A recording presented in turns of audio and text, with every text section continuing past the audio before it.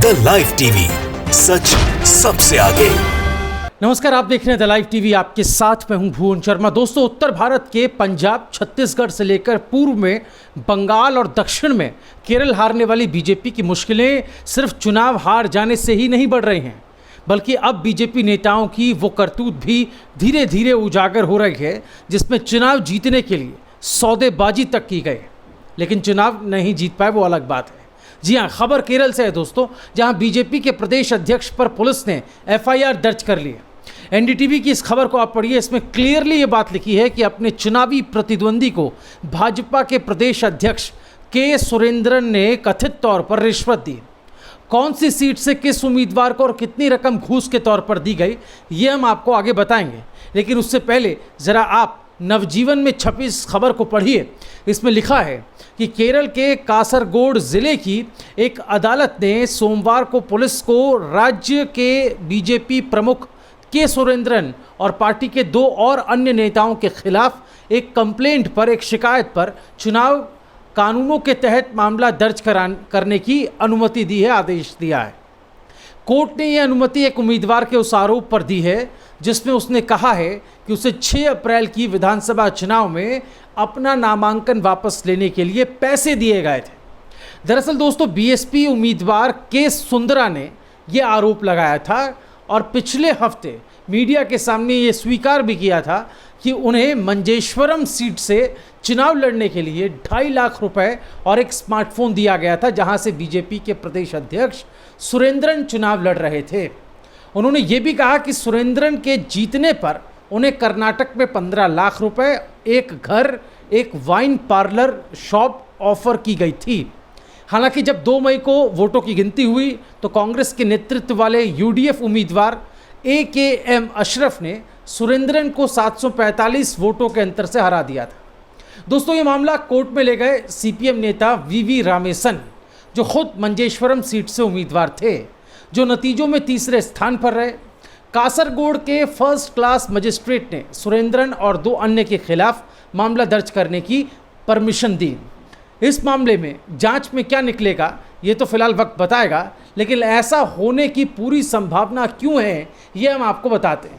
दरअसल 2016 के विधानसभा चुनाव में बीजेपी के प्रदेश अध्यक्ष के सुरेंद्रन 89 वोटों के मामूली अंतर से हार गए थे और उस चुनाव में निर्दलीय उम्मीदवार के रूप में चुनाव लड़ने वाले सुंदरा को 467 वोट मिले थे।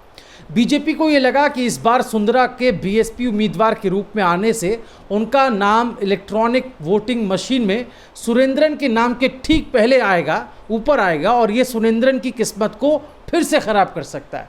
लिहाजा सुंदरा को नामांकन वापस लेने के लिए पैसे दिए गए, घूस दी गई, और अंतिम दिन अपने पद से इस्तीफा देते हुए सुरेंद्र ने अपना नाम वापस ले लिया था। बहरहाल, कर्नाटक के बाद बीजेपी दक्षिण राजनीति में अपने पैठ जमाने के लिए केरल पर मेहनत कर रही थी, और ये मेहनत किस तरह हो रही थी ये तो अब सबके सामने आ ही रहा है। विधायकों की खरीद फरोख्त के किस्से और रातों रात सरकार बदलने का कारनामा तो हम सब देख ही चुके हैं दोस्तों, लेकिन चुनाव जीतने के लिए इस हद तक गिर जाएंगे बीजेपी के नेता, ये नहीं सोचा था।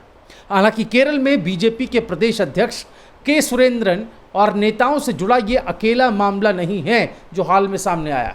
दरअसल एक मामला ब्लैक मनी का भी है जो सबसे हॉट टॉपिक है इस वक्त केरल में। बीबीसी की इस खबर को आप पढ़िए दोस्तों। इसमें लिखा है कि केरल ब्लैक मनी केस में क्या बीजेपी के नेता शामिल हैं? सवाल।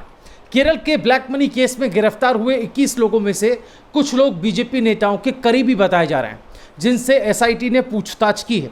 इनमें भाजपा के एक जिला स्तर के पदाधिकारी भी शामिल हैं। दरअसल ये मामला क्या है, पहले आप ये जान लीजिए। 7 अप्रैल 2021 ये वो तारीख है जब धर्मराजन नाम के एक शख्स ने केरल पुलिस में एक कंप्लेंट दर्ज कराई कि बदमाशों ने उसकी कार से 25 लाख रुपए लूट लिए हैं।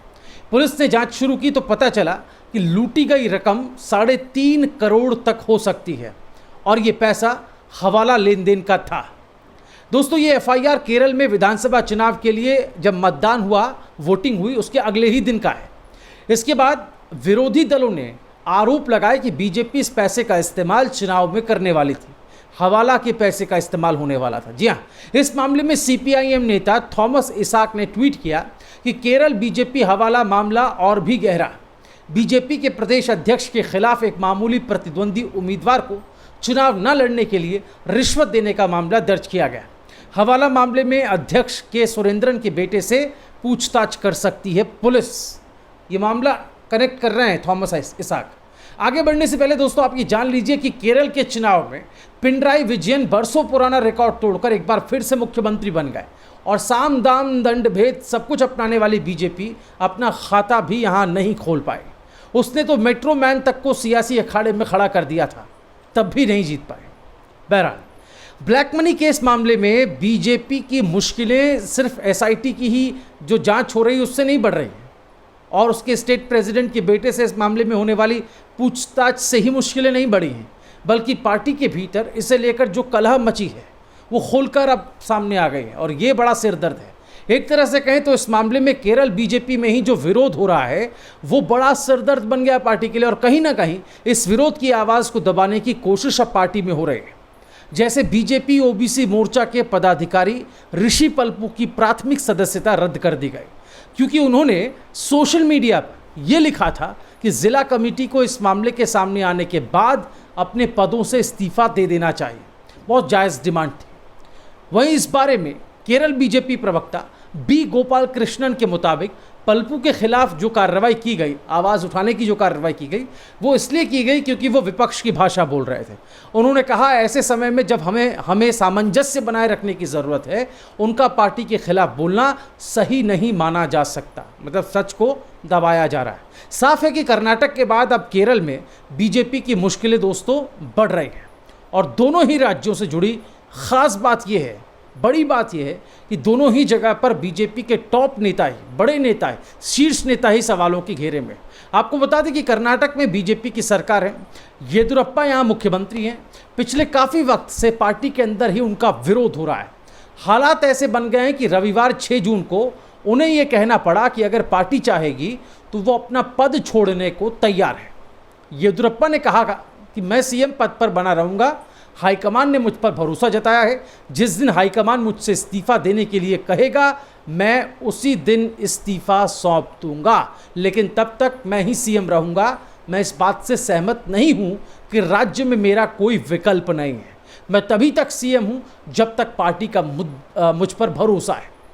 तो साफ है दोस्तों कि दक्षिण की राजनीति में पैर जमाने वाली भाजपा के पैर जमने से पहले उखड़ने लगे हैं और वो भी अपने ही नेताओं के कर्मों और पार्टी के भीतर जो सिर्फ टोवल की स्थिति बन गई है उससे। और हमने आपको क्लियरली ये बात बताई केरल में जो कुछ चल रहा है, पहले ब्लैक मनी का केस और उसके बाद केरल बीजेपी के जो स्टेट प्रेसिडेंट है के सुंदरन, उनकी जो करतूत है, जो उन पर आरोप लगाए और उसके बाद उन पर जो एफआईआर जिला मजिस्ट्रेट के कहने के बाद हुई है, वो अपने आप में काफ़ी कुछ क्लियर करता है कि पहला तो हवाला के ज़रिए आया पैसा और फिर उस एक पैसे की और बात हो रही है जिसमें जो है वो अपोजिशन के एक उम्मीदवार को नॉमिनेशन वापस लेने के लिए घूस दी गई बीएसपी के नेता को। पूरा वीडियो में हमने इस बात का जिक्र किया है, एक एक कड़ी आपको जोड़कर बताई है। तो कहीं ना कहीं जो केरल के जो लोग हैं, केरल के जो सत्ताधारी दल हैं जो बीजेपी के खिलाफ पॉलिटिक्स करते हैं, वो साफ तौर पर ये कह रहे हैं कि जो दो मामले हैं ये आपस में ही जुड़े हुए हैं और एसआईटी इस मामले की बेहद गंभीर और संगीन जांच कर रही है। आपकी राय दोस्तों क्या है, कमेंट में हमें ज़रूर बताएं। द लाइव टीवी, सच सबसे आगे।